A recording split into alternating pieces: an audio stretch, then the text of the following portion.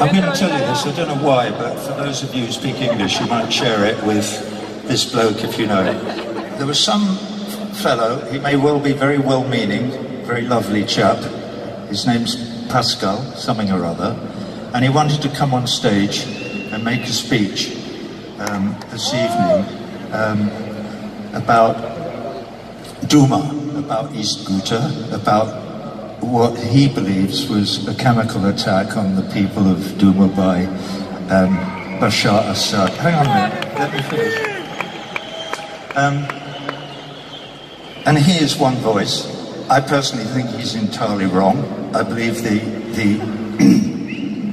organisation that he purports to represent and who he supports, the White Helmets, are a fake organisation that exists only to create propaganda for the jihadists and terrorists who are working in that part of the world.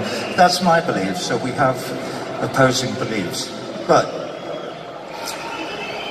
if we were to listen to Pascal, and if we were to listen to the propaganda of the White Helmets and others, we would be encouraged to encourage our governments to go and start dropping bombs on people in Syria.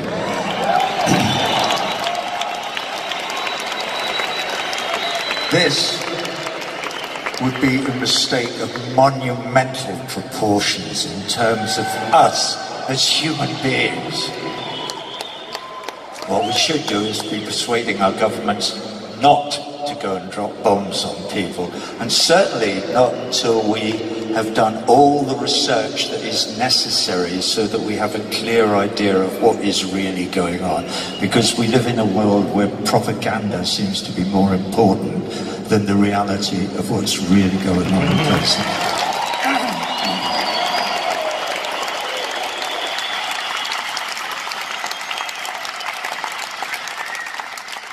So I would encourage Pascal to wait until the evidence is in before he leaps to any conclusions.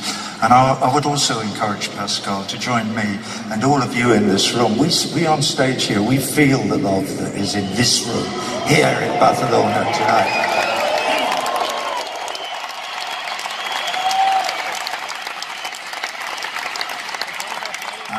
And if we all are to make any sense of the future of this fragile, lonely little planet, as far as we know, in the middle of almost nowhere, we're only going to do that by reaching out to each other across all the walls and national boundaries and ethnicities and religions and nationalities, in order to increase our capacity to empathize with each other and to act collectively for the sake of our children and our grandchildren and the future generation, to give them a world to live in when we're gone.